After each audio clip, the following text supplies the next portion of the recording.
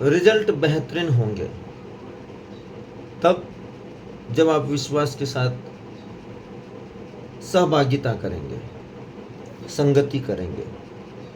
जितना बड़ा विश्वास उतना बड़ा प्राण बंधनों से छुटकारा। इसलिए आपको परमेश्वर के वचन से पहले ही विश्वास से या विश्वास को तृप्त करते हुए रहना चाहिए।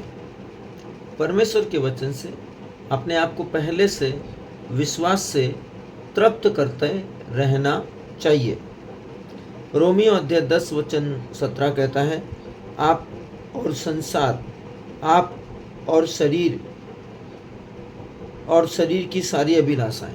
देखिए, आप और शरीर की सारी अभिलाषाएं व लालसाओं के लिए इस संसार में परमेश्वर के लिए सामने विश्वास में मरे हुए।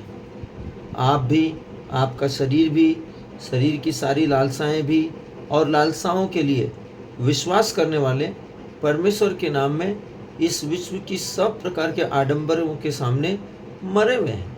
कोई आडंबर उनके जीवन के ऊपर आधिपत्य नहीं ले सकता। इसलिए रोमियो 10:17 बहुत स्पष्ट कहता है, आप संसार और शरीर के अभिलाषाओं व लालसाओं के लिए मरे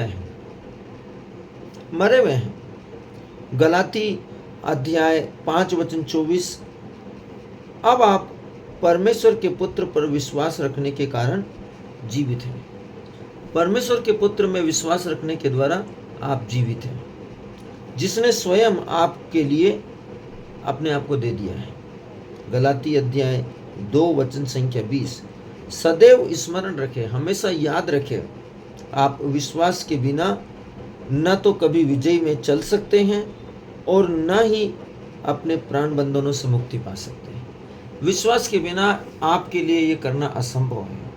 विश्वास के बिना आपके जीवन में यह होना असंभव है। उनका भय आपको शैतानिक आत्माओं के लिए खोलेगा। यदि आपके जीवन में विश्वास नहीं है तो हर प्रकार के प्राण बंधनों का जो भय है वो आपको, आपकी आत्माओं को खोल देगा और प्राण बंधन आपके जीवन में प्रवेश करेंगे। और प्राण बंधन जब आपके जीवन में प्रवेश करेंगे वो आपके ऊपर आक्रमण करेंगे। Glory to God. परंतु बाइबल कहती है, पाप का तुम पर कोई अधिकार नहीं होगा। यदि आप विश्वास करते हैं तो पाप का आपके ऊपर कोई आधिपत्य नहीं होगा, अधिकार नहीं होगा। और विश्वास को जिंदा रखने के लिए विश्वास में कर्म करना जरूरी है। बिना विश्वास में कर्म किए या बिना विश्वास के कर्म सक्रिय रीति से आपको अपने जीवन की परिभाषाओं में परिभाषित नहीं कर सकता, आपको विजय नहीं दे सकता, आपको सफलता नहीं दे सकता, आपका सहयोग नहीं कर सकता, क्योंकि विश्वास आपका मरा हुआ है। इसलिए प्रभु ने कहा, विश्वास के अभाव में कोई ईश्वर का कृपा पात्र नहीं बन सकता। देखिए, रोमी अध्याय 14 वचन 23, अध्याय 6 वचन 14 लिखा है, अतः प्राण बंधनों का आप पर अधिकार नहीं होगा। प्राण बंधनों का आपके ऊपर अधिकार नहीं होगा। ऐसा इसलिए होगा, शैतान को आपको यह स्वीकार न करने दें। ऐसा इसलिए होगा कि जब आप ये कोशिश करें, आप ये प्रयास करें, आपके प्रयास सफल हो कि शैतान को आपको यह स्वीकार न करने दें। आप अपने आप को, अपने हृदय को, अपने विश्वास को इस मानने से रोक दें, इस बात को मानने से रोक दें, इस बात को स्वीकार करने से रोक दें, इस बात को ग्रहण करने से रोक दें, इस बात के साथ संगति करने से रोक दें। आपको इसे समझना पड़ेगा। आप उस व्यक्ति से बहुत अधिक जुड़े हुए हैं तथा उस पर अत्यधिक आश्रित हैं। इस बात को मानना छोड़ दीजिए। इस बात को मानना, स्वीकार करना मना कर दीजिए कि आप किसी पर या किसी वस्तु पर या किसी बात पर या किसी व्यक्ति के साथ या उसके बिना आपका काम नहीं चल सकता, उसके बिना आप रह नहीं सकते, उसके बगैर आपके कोई भी काम नहीं हो सकते। यदि आपका किसी के साथ में ऐसा गहरा ताल्लुक है या अटैचमेंट है या संबंध है कि उसके बिना आप एक पल भी नहीं कोई काम कर सकते हैं, शैतान को ये मानना अस्वीकार कर दीजिए। शैतान को बताइए कि ऐसा नहीं है। देखिए, शैतान एक अदृश्य शक्ति है जो केवल विचारों के माध्यम से, बोझ के माध्यम से, डिप्रेशन के माध्यम से, तनाव के माध्यम से, परेशानियों के माध्यम से, शारीरिक, मानसिक और आत्मिक असफलताओं के माध्यम से आपके जीवन के ऊपर आधिपत्य लेकर आपकी आत्मा के साथ खेलता है। आपको समझना पड़ेगा।